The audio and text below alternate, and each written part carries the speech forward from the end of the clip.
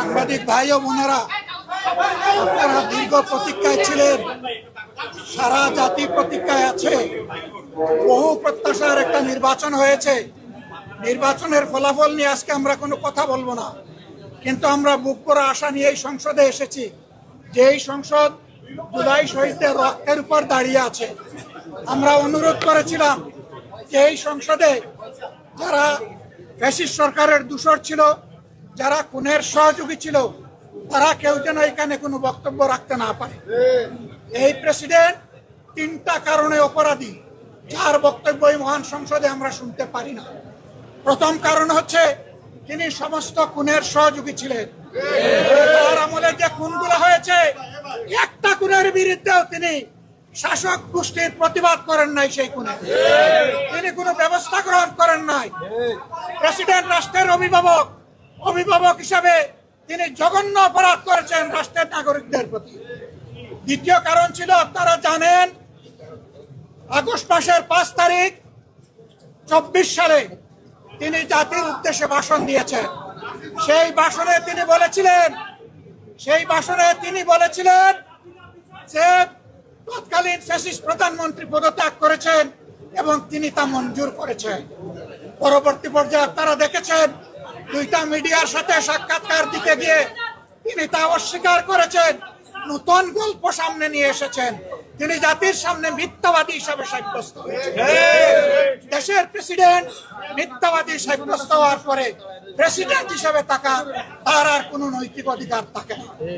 3 নম্বর অপরাধ তিনি করেছেন, তিনি নিজের হাতে অর্ডিন্যান্স সাইন করেছেন। এই জুলাই অভ্যুত্থানের পরে ফেব্রুয়ারির 12 তারিখ নির্বাচন হবে। নির্বাচনের পরে যারা নির্বাচিত হবেন তারা 2টা ক্যাপাসিটিতে নির্বাচিত হবেন। তারা সংস্কার পরিষদের সদস্য হিসাবে নির্বাচিত হবেন এবং তারা একই সাথে সংসদ সদস্য হিসাবে নির্বাচিত হবেন। একই দিনে উভয় শপথ একই ব্যক্তি পড়াবেন। অত্যন্ত দুঃখের বিষয়, সেই শপথ দুটো আমরা নিলেও সরকারি দল নেয়নি। তার প্রথম দায়িত্ব ছিল গেজেট প্রকাশের 30 দিনের ভিতরে সংস্কার পরিষদের অধিবেশন ডাকা। তিনি সেই অধিবেশন ডাকেন নাই। গণভোটে হার পক্ষে ভোট দিয়েছে 70% মানুষ। তিনি 70% জনগণকে, দেশবাসীকে অপমান করেছেন। এখানেও তিনি অপরাধ করেছেন। এই 3 অপরাধের কারণে আমরা তার ভাষণ শুনতে চাইনি এবং আমরা সরকারি দলকেও অনুরোধ জানিয়েছিলাম, স্পিকার মহোদয়কে অনুরোধ জানিয়েছিলাম তাকে যেন ভাষণ দিতে দেওয়া হয়। তারা আমাদের কথা গ্রাহ্য করেন নাই। আমরা সংক্ষুব্ধ হয়ে সংসদ থেকে বের হয়ে এসেছি। আমরা আগামীতে এই সংসদে কোনো অন্যায়কে আমরা বরদাস্ত করব না এবং মেনে নেব। আমরা জনগণের স্বার্থের পক্ষে লড়াই করে যাব, অধিকারের পক্ষে লড়াই করে যাব। প্রিয় দেশবাসী, আমরা আপনাদের সাথে আসি, আপনাদের অধিকারের পক্ষে আছি, আপনাদের রায়ের প্রতি আমাদের সম্মান আছে।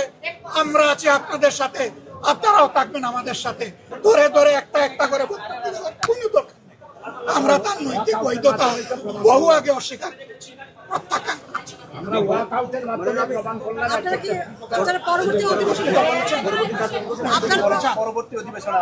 অবশ্যই আমরা জনগণের পক্ষে কথা বলতে এখানে এসেছি, জনগণের অধিকারের জন্য লড়াই করতে এসেছি। এই সংসদ কারো একার নয়, এটা 18 কোটি মানুষের সংসদ। আমরা তাদের প্রতিনিধি হিসাবে অবশ্যই আমরা সংসদ।